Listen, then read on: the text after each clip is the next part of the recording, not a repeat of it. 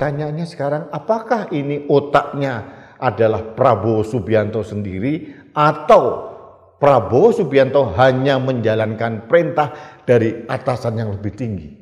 Sampai sekarang tidak terungkap. Penghilangan paksa itu adalah pelanggaran HAM berat.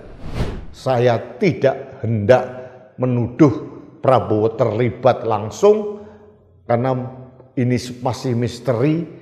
Bisa jadi Pak Prabowo terlibat, bisa jadi juga Pak Prabowo hanya menjalankan perintah dari atasannya. Tapi atasannya siapa kan kita tidak tahu. Yang paling tahu hanya Pak Prabowo. Mari jelaskan ke publik sehingga hal ini tidak menjadi ritual 5 tahunan yang terus menghantui rakyat dan masyarakat Indonesia sampai kapanpun.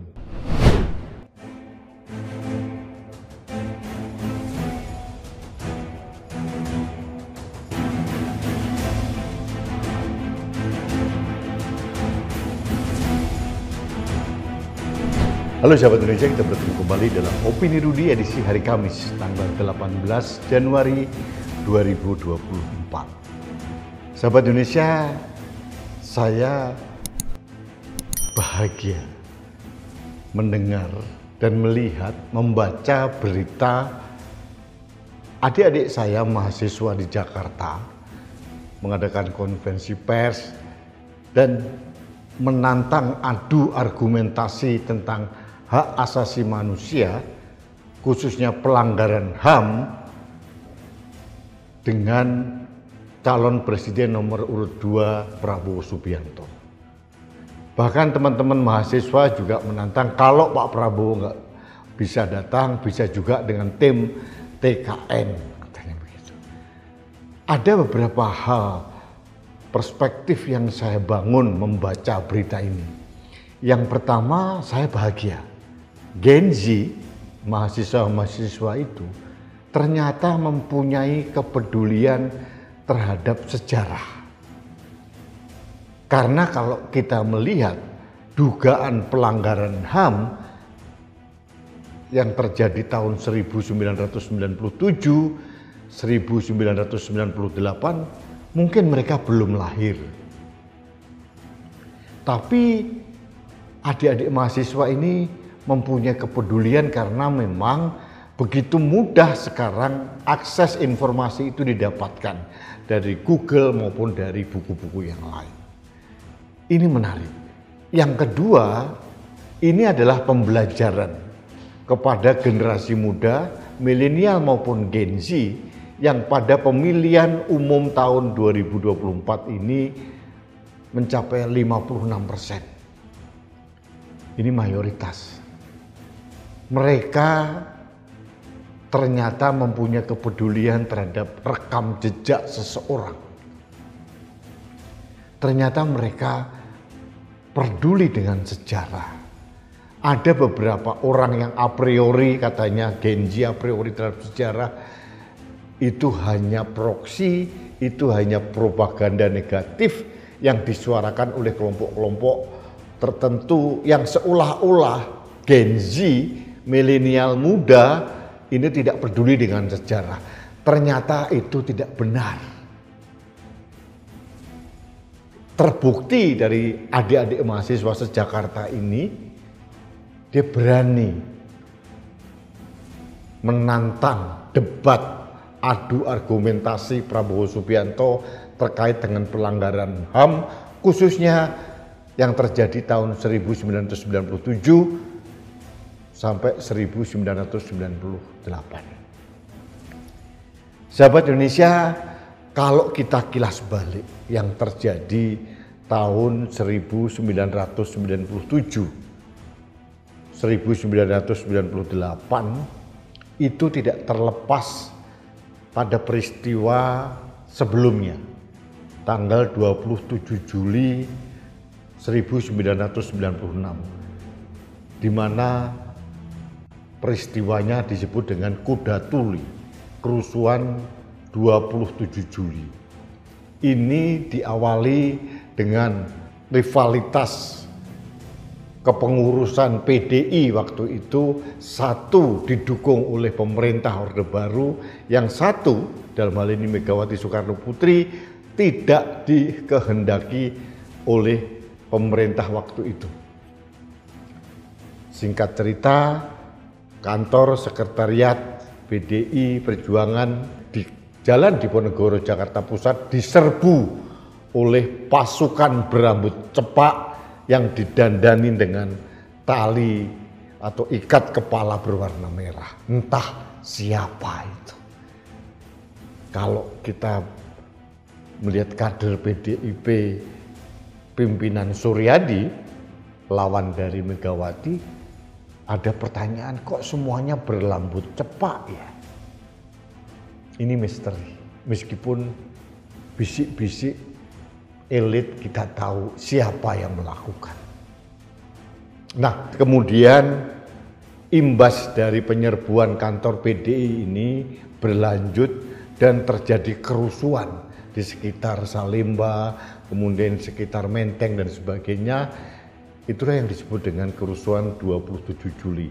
Dan waktu itu pemerintah mengkambing hitamkan kelompok anak muda yang membentuk partai namanya Partai Rakyat Demokratik atau PRD pimpinan Budiman Sujatmiko. Mereka kemudian diburu menjadi DPO dari aparat keamanan. Itu yang terjadi. Kemudian politik terus bergolak. Dan yang membuat kita semua menangis, tersayat-sayat hati kita, ada penculikan aktivis pro-demokrasi. Jumlahnya total 23 orang. Dari 23 orang itu, 9 kembali hidup, 1 orang ditemukan tewas, 13 orang sampai sekarang tidak diketemukan alias tidak jelas apakah mereka masih hidup atau mereka sudah dimatikan. Dan waktu itu terbukti yang menculik para aktivis pro-demokrasi ini adalah tim mawar dari Kopassus, dan mereka katanya menurut berita yang saya baca atas arahan dari Komandan Kopassus waktu itu, Prabowo Subianto. Ini sejarah. Setelah itu terjadi gejolak politik, penembakan mahasiswa Trisakti, peristiwa Semanggi I, Semanggi II, dan kemudian terjadi gelombang besar kerusuhan 1998 bulan Mei yang membuat Presiden Soeharto, penguasa otoriter rezim Orde Baru, jatuh. Akhirnya semua terungkap. Ada beberapa orang yang akhirnya kena tuduh menjadi dalang dari penculikan, kemudian kerusuhan dan sebagainya, termasuk Prabowo Subianto.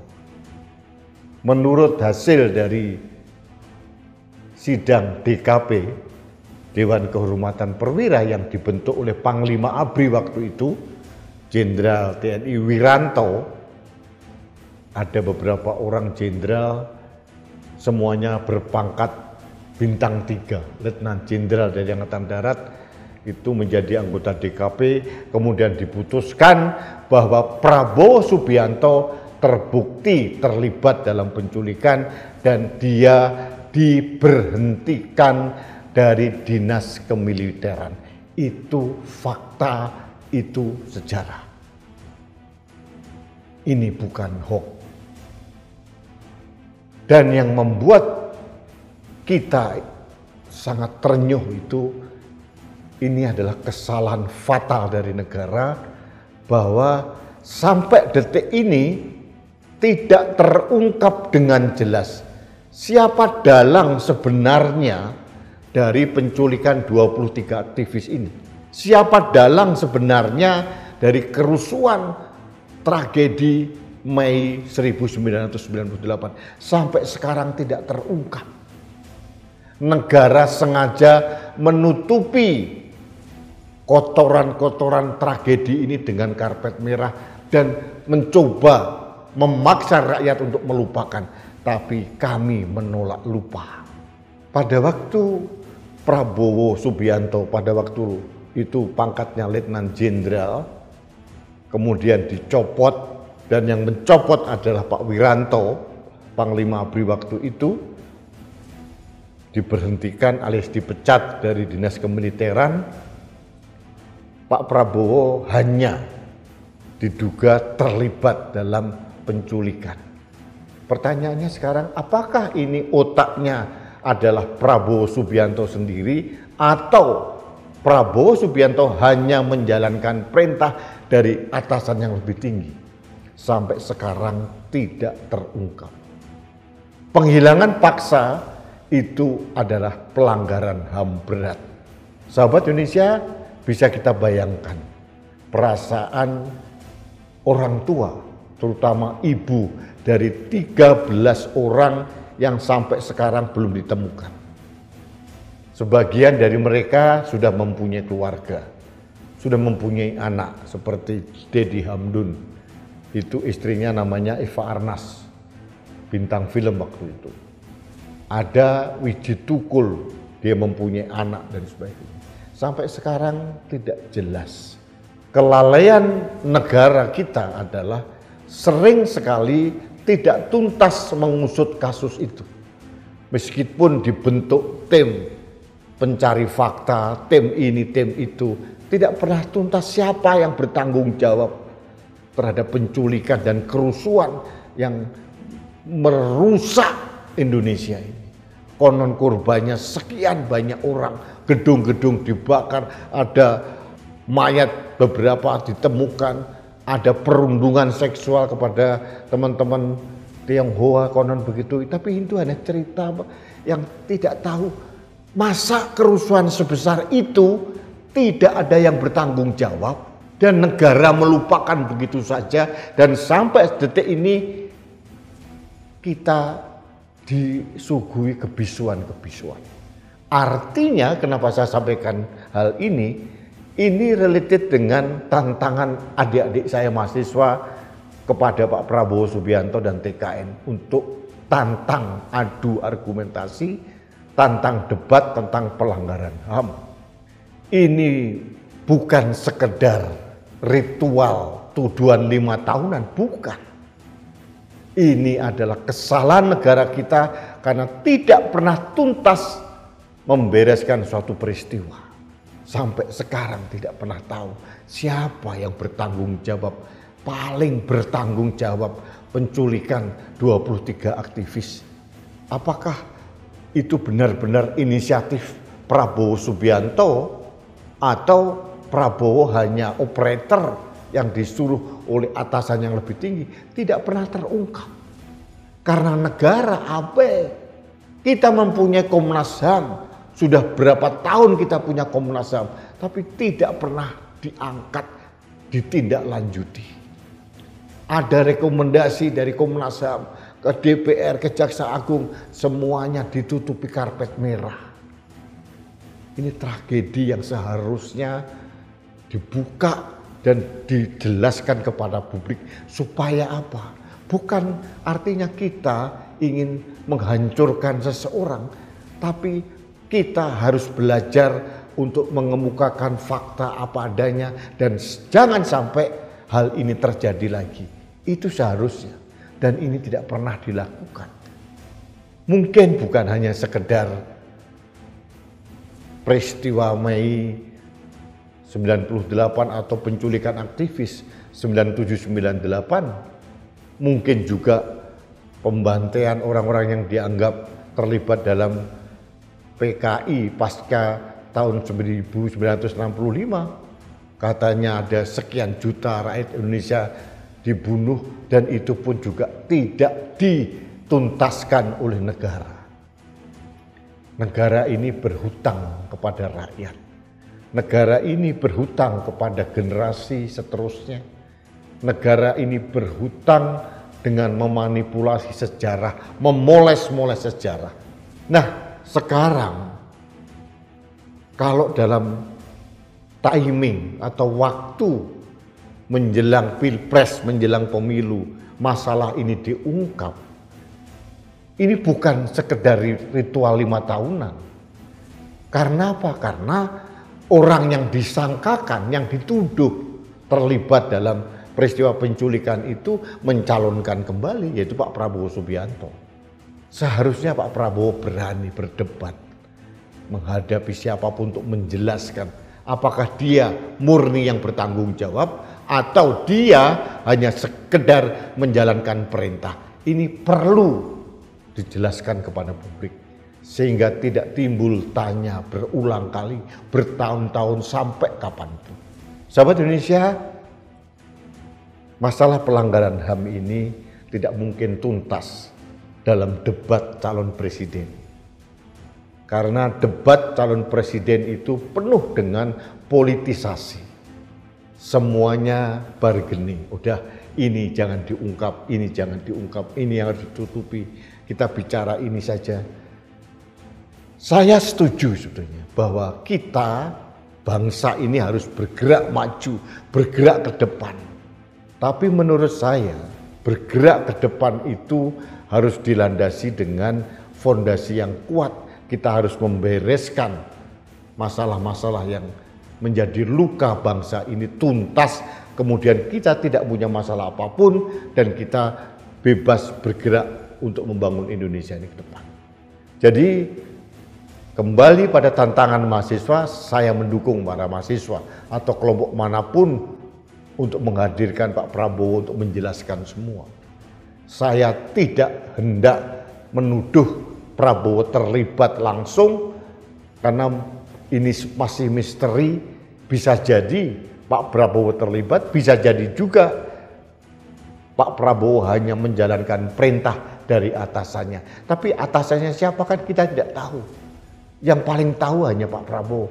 Mari jelaskan ke publik sehingga hal ini tidak menjadi ritual 5 tahunan yang terus menghantui rakyat dan masyarakat Indonesia sampai kapanpun. Sahabat Indonesia, ini opini saya terkait dengan tantangan debat yang diajukan para mahasiswa kepada Pak Prabowo maupun timnya Pak Prabowo terkait dengan pelanggaran HAM tahun 97-98. Mudah-mudahan apa yang saya suarakan ini didengar. Bukan kehendak saya untuk menjatuhkan siapapun, tapi saya hanya ingin meletakkan dasar agar kita bebas masalah masa lalu dan kita tidak punya beban untuk melangkah ke depan menuju Indonesia Gemilang 2045. Itu saja. Kita tidak mau berpikir pragmatis, kita tidak mau hanya diberikan gula-gula oleh kelompok-kelompok penguasa yang pragmatis, yang tidak mau terlibat dan hanya mementingkan pembangunan dinasti politik dirinya dan keluarganya. Kita tidak mau. Ini bukan pendidikan politik yang baik. Itu menurut saya. Baiklah sahabat Indonesia, terima kasih Anda telah mengikuti Opini Rudi. Kita bertemu kembali dalam Opini Rudi selanjutnya. Salam satu Indonesia, salam Pancasila, salam Indonesia damai. Saya Rudi SK.